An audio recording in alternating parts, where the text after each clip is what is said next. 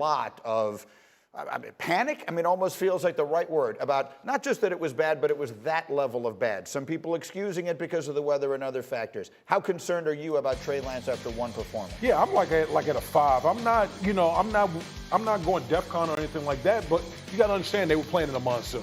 I mean, when you're playing in those type of inclement weather conditions, it changed up your game plan. So I thought that he was hesitant, didn't see the field, as well as you want him to be.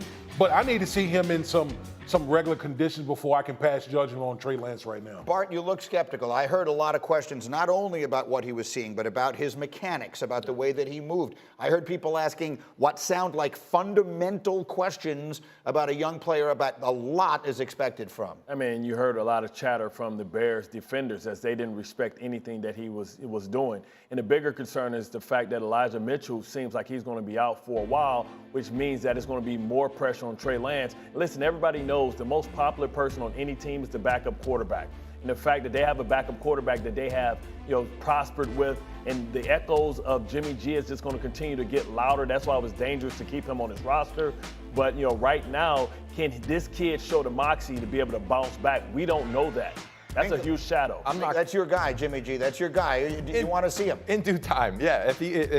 Listen, they had 6 inches of rain. There was puddles on the field, so I can understand the game change, the game plan changes. I want to see him in a dry environment. Then you can have a better evaluation of where he's at as a player. But it's a win-win for the 49ers. If it doesn't work out, where do you go? Right to Jimmy G. Because if it didn't work out and you didn't have Jimmy G, then what? Then you have a talented. If he loses to Geno Smith, you know what the narrative is going to be. Jimmy G, come on. Well, he's taking us to a Super Bowl. Why not? That's really the question, Diana. And it is totally obviously unfair for it to begin this early. But it does begin if it doesn't get better. What did you hear from people around the league about that debut for Lance? Yeah, way too early to be pulling the trigger already. There was such optimism about Trey Lance coming into the season here because he had such a great training camp. And I kept hearing a lot of things, even from players in San Francisco, about the growth from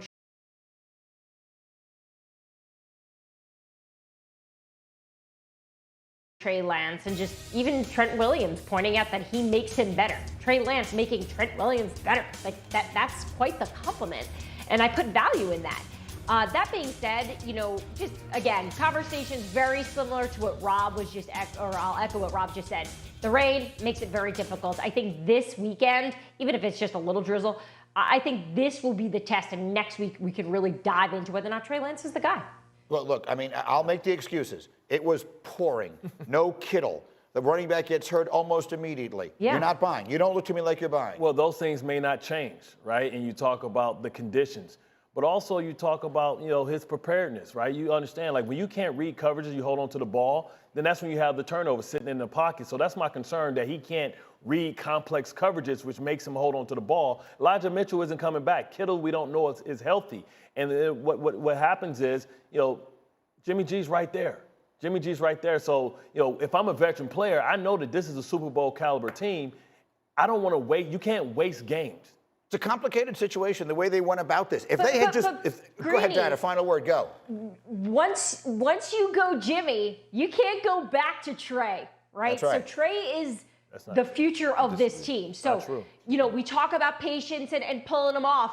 It's going to take a lot for the Niners to make that move. You know what? Tori is our producer. I'm going to stay on this for a minute because everyone here seems to. I agree with her. This is the decision to go to Trey Lance is the decision you can't unmake. You have to stick with the kid. You disagree with that? I disagree with that. And what you can do is something similar. What Jimmy G was the starting quarterback, and you brought in the young guy in certain situations, in certain plays. So then you can have 2 quarterbacks on your roster that contribute. And again, it wouldn't. But you've handed him the job, Nick. You've said it's his football team, and now you're going to take it away from him. And you sit down with him and you say, listen, at this point right now, you got to be honest. You can't baby these guys. They're in the NFL. If you're not performing at a high level, then you need to be replaced. That's the way you lose your locker room. You lose the locker room. If somebody's in a position that they're not performing, and you know that the guy behind him would give him a better opportunity, Jimmy G's winning percentage, giving us a chance to win football games, because at the end of the day, you don't have many. I don't disagree with that. What I'm questioning, D. Wood, is if you pull the plug on Lance, do you risk losing him forever? Do you risk losing his confidence and all the? You gave up the whole world to go up to 3 and get him and drafted him ahead of Mac Jones and Justin Fields. That's what I'm not talking about. Not winning this season. I'm talking about losing him. I think you run the risk of that because we talk about quarterback psyche all the time. That, any other position group, we don't even talk about psyche, except for the quarterback position. Right. And you invested a lot in this guy. You gave a lot of draft capital for Trey Lance. I understand that the San Francisco 49ers are a win-now team. Yeah. But if you pull the plug early, if you insert Jimmy G, you have told Trey Lance, you're not a guy. No, you have the benefit of time, though, D. Wood. You have the benefit of saying, listen, you have a lot of football ahead of you. Sometimes you have to step back as a young player and see it from a different angle. He didn't play a lot because of COVID. He didn't play a lot. He doesn't have a lot of experience. Right. So sometimes you have to pull him back and say, listen, you're just not seeing it well right now. It doesn't mean you can't get it done. Go ahead. And some people might argue, well, what about Jimmy G in the playoffs? Well, what if you don't even make it to the playoffs? Right. So there Cost it is. people their jobs. The issue here is they could have just left Garoppolo as the quarterback and said, we're going to sit Lance another year, and we wouldn't be having any of these conversations. But once... And in the elbow pad, Jameis Winston is going, to collect names and be comeback player of the year. All right, so he likes the Saints a lot. And here's further fuel. The Bucs may very well lose again because look at their injury report. It's like a Pro Bowl roster. Brady is on there with just a rest designation, but 5 wideouts are on the list. 3 of them didn't practice, both starting tackles. All right, Diana, the injury report in Tampa, that first came out. I saw Shefty tweeted that yesterday. Makes one a little bit nervous. What can you tell us? Yeah, it does. That came from Wednesday, though, so that's the good news, right? We still got a few days left, but the Chris Godwin one is the one that really, that one stands out just because he just got back and now he's dealing with this hamstring injury. And we'll see if the Bucs are willing to take that risk and roll the die and throw him back out there. But I know they were really happy with his rehab and how he returned off that ACL, but obviously a hamstring injury this early in the season could be something that could be nagging all year long. So the Julio Jones one, we talked about this in the offseason.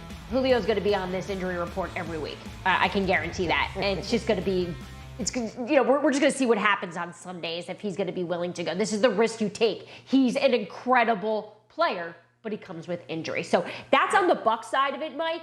Yeah. The Saints side of it, you got Jameis Winston. Remember, he went in the blue tent on Sunday dealing with some back injury, and he was really sore, so he was very limited on Wednesday. I was told he's expected to go on Sunday against the Bucs, but obviously he's coming off a gigantic injury as well, so that soreness for a lot of players was really felt this past week.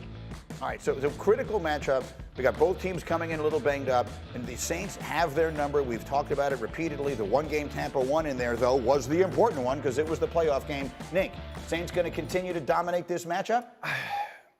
It's in the Dome, too. Yes. That's going to be tough. But I just think that Tampa and some of the question marks with the Saints, their quarterback's banged up. I know Tampa's banged up, too. But you look at the head coach. They don't have the head coach anymore. Sean Payton's gone. They got a new coach. So I'm going with Tampa on this one. You like the Bucs? I like the Bucs. I like the Bucs. The division still runs through them. Bart looks skeptical. He does. How do you look? I got the Saints. I think the Saints defensively matches up perfectly with the Tampa Bay Buccaneers. I don't even think, just from an identity standpoint, I don't think the Bucs, they're not even the same team that they were last year. You go from, what is it, no risk it, no biscuit with Bruce Arians. Now with Todd Bowles not going to be having the offense slinging the ball over the field. He wants to play a more traditional type of game, run and is that good or bad? I think initially it's probably bad because the offensive line is still trying to find its way. I don't know if they'll be able to run the ball like that against this New Orleans Saints defense. Right. So, I'm giving the edge to the Saints. Well, you got the entire interior of Tom's offensive line we were talking about. Now both tackles are on the injury report. The Saints rushed the heck out of him anyway. Is Brady in trouble on Sunday? He's in trouble, but Todd Bowles is going with the right plan, right? Because if you look at what happened to the Saints last week, Cordell Patterson ran the ball up and down their throat, and they had to really get hold of the game late in the season. But the same thing, Nico, that you said about the Saints, I can say about the Bucs because Todd Bowles is a new coach as well. He's the guy who was on staff. Here's the issue, right? They have bad matchups. And what we don't really talk about is how dominant Lattimore has always been traditionally against Mike Evans. So now when you don't have Chris Godwin, that allows you to be able to really, add another man to the box to make them one-dimensional. Are they going to beat Tom Brady up? He was talking about all the lumps and bumps and bruises on his podcast after week 1. What's he going to look like after week 2? Well, he's going to be in the wax like Triple X, you know what I mean? Because he's going to be all beat up. And the problem is a lot of these guys are sore a lot more because they don't hit in training camp. So this is the first time that they've been knocked to the ground. So now they're oversensitive. It's going to take about 3 or 4 weeks for everybody to get used to the physicality. Just like you got to get your pads set, you also got to get your body set for taking a beating for 17 Brady weeks. going to get beat up this week? Yeah, I mean, he's going to get knocked around a little bit. He's 45 years old. If you push a 45-year-old, they just fall right over. So, yeah, of course, I think he's going to get beat up. But he's Tom Brady. He deals with it. He knows how to recover. He's got the pliability. He's got TB12. He's got all that stuff. So, again, it's just hard for me to look at the track record. I know the Saints have won a lot, but you can't just say they're just going to keep beating Tom. I'm just going with percentages. Well, Tom just keeps beating everybody else, so That's why what can't I'm it happen saying. to So him? he's going to figure it out. Look at the number at the bottom of your screen. Our analytics give the Buccaneers a 70% chance to win this game on the road. With that injury report, that would be quite a statement for Brady's Bucs to win this game on the road against their primary rival in the division this early on. We'll see Sunday. In the meantime, we're going to Dallas next. The Cowboys star has fallen with Dak's injury.